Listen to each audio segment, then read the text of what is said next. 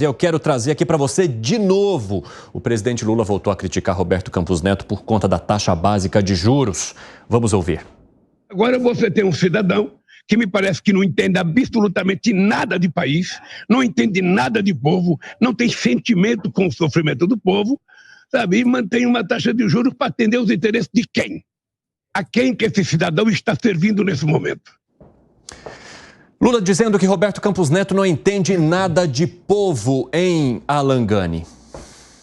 Olha, quando o Banco Central ele defende fortemente o combate à inflação, ele está defendendo principalmente o povo. Não tem algo mais perverso para a população do que a patologia da inflação, assim como o desemprego é altamente perverso. A inflação significa o empobrecimento da população. A população brasileira, nos últimos anos, empobreceu em termos reais, salário real diminuiu por conta da inflação. O Banco Central está fazendo um trabalho técnico. Na cabeça do presidente Lula, ele acha que está beneficiando o mercado financeiro, o banco. Não, tem instituições que fazem isso e defendem interesses de bancos, como é o caso da Febraban, fala abertamente que defender interesse de banco. O Banco Central, a missão em qualquer banco central sério do mundo é combater a inflação e você faz isso com um remédio amargo chamado taxa de juros. Quero falar com você, Gustavo Segré. Lula criticando Roberto Campos Neto, dizendo que ele não entende nada de cidadania e dizendo também que, diante da inflação que temos neste momento, se aproximando ali dos 5%, ele não consegue compreender por que a taxa está sendo mantida em 13,75%, que é muito próxima também dos questionamentos que o Fábio Piperno faz aqui frequentemente. É reiterativo falar de novo que uma questão é a foto e outra questão é o filme. Mas, de qualquer maneira, eu vou dar razão para o presidente Lula. Campos Neto não precisa entender de povo. Ele tem que entender de economia e de questões de como, através de uma política monetária que se mostrou eficiente para o objetivo, que era atacar a inflação, que é, de fato, como o Alan muito bem mencionou, o pior flagelo para as pessoas que têm baixa renda. Porque a perda do poder adquisitivo se observa muito mais nas pessoas que ganham menos e que com uma alta taxa de inflação vão perdendo, vão corroendo esse poder de compra. Mas não está sozinho. Da mesma forma que Campos Neto pode não entender de povo, o presidente Lula, com muito respeito, não entende nada de política monetária. Por isso está questionando. Fábio Piperno. Olha, entre os dois, veja, mesmo que eu não conhecesse, vamos imaginar que eu nunca tivesse ouvido os argumentos de nenhum deles. Se me pedisse para escolher um dos dois para falar sobre projeto de país, uma série de coisas, eu optaria pelo presidente Lula, porque ele governou o país 2 vezes e foi muito bem sucedido. Então, alguma experiência nisso ele tem. Agora, veja, eu li até hoje várias declarações do presidente Campos Neto, eu estou falando de novo aí, né? E admitindo que a inflação está em queda e tal. Houve, inclusive, uma revisão para cima aí da expectativa de crescimento do PIB, ufa, né? Mas, de qualquer forma, até ele está admitindo que está caindo, né? E não está caindo agora. Esse é o ponto, não está, sabe? Essa queda da inflação não começou há 3 meses. Essa queda da inflação, num processo continuado, começou 1 ano, até um pouco mais que isso. E até porque fatores externos contribuíram também, já falamos muito sobre isso, combustíveis, preço de commodities. Aliás, hoje, o grande expert em agricultura e agronegócio, Roberto Rodrigues, fala que, puxa vida, o plano safra é excelente, mas um dos problemas que ele pode ter é que o dólar está em queda. Então, quem está comprando insumos agora com o dólar a 5, amanhã, sim, talvez venda com o dólar, né, muito abaixo disso. Ou seja, está caindo isso também e isso joga a inflação para baixo. Então, já discutimos bastante isso, eu acho que... Agora, eu acho que o Lula não tem que, repito, fulanizar a discussão, tem que bater nas taxas. 5h32 da tarde, o pessoal da rádio está de volta e nós estamos falando de mais uma crítica que o presidente Lula fez a Campos Neto, dizendo que ele não entende nada de povo. Todos situados, plataformas unidas. Alangani, tem algo aqui no argumento do Piperno que você queira questionar? Quero sim.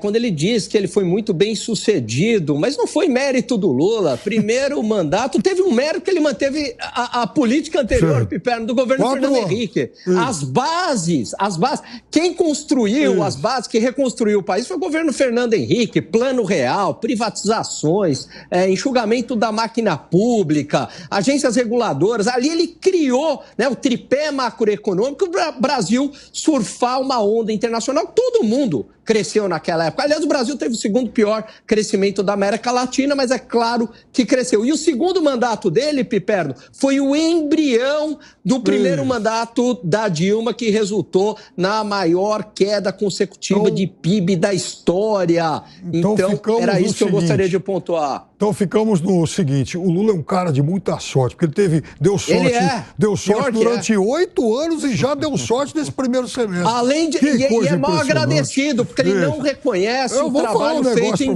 em governos anteriores e os frutos colhidos. Se fosse o Lula, Mangani, com tanta sorte, eu abriria uma lotérica.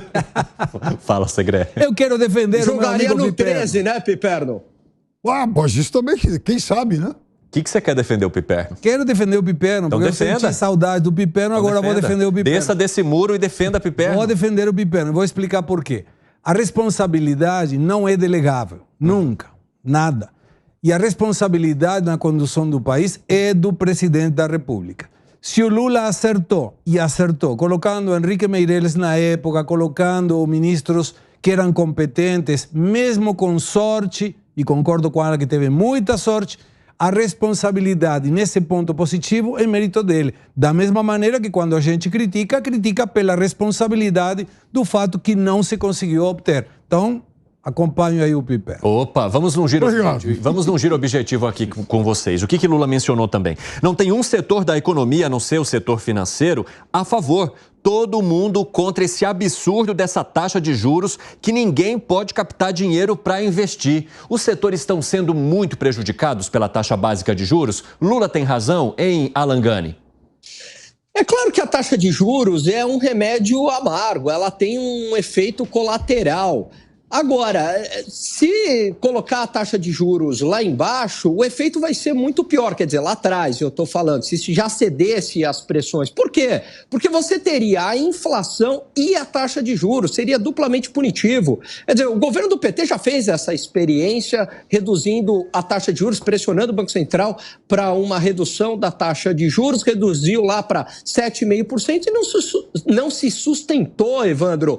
Veio a inflação e teve que subir os juros para 14,25. Na verdade, o que o presidente Lula está tentando fazer é já achar um culpado para o fraco desempenho econômico, que ele não está aí acostumado a lidar com uma situação mais adversa. Fraco para quê, cara? Dá 1,9 recorde de crescimento aí. Não, 2%. Piperno, 2% de crescimento econômico para esse ano. Não, mas pera lá, previsão de quem? Da turma que previa que... Não, estou pegando o Banco Central e Fox. Média é 2% de crescimento econômico.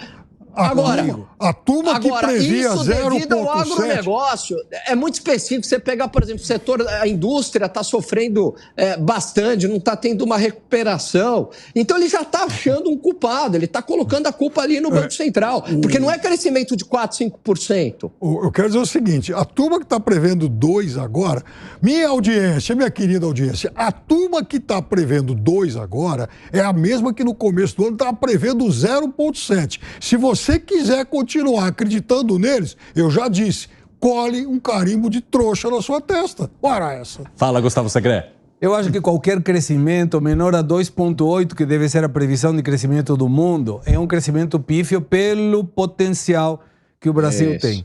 Mas eu estou com um caderninho já pronto para quando em agosto diminua a taxa Selic, eu vou tirar a foto das taxas ativas que cada uma das entidades financeiras cobra para comprar um carro, para investir em bens de capital, para viajar, para pedir um empréstimo para comprar uma casa ou para financiar o cartão de crédito. E depois que caia, vou continuar anotando. E o hashtag na época vai ser "e agora?", porque não vai ter magia. Vai cair a taxa de juros, mas no bolso das empresas não vai ter o mesmo impacto que está querendo o presidente. Sabe o que eu queria te falar? Que esse crescimento aí de 2 e alguma coisa, talvez um pouco mais, tem muito de Paulo Guedes aí, né? Porque a reforma da Previdência tem efeito de médio e longo prazo nas expectativas, independência do Banco Central tem mérito do governo, né? Enxugamento da máquina pública, tem muito de Paulo Guedes. Só que daí, quem pega a situação e herda a situação, né, de um governo de direita que fez as reformas estruturantes aí, necessárias, aí o Lula pega a situação pronta e capitaliza para ele, como ele sempre fez, sem dar o crédito ao governo anterior. Como a fala foi direcionada para você, eu quero então te ouvir, tem alguns segundos.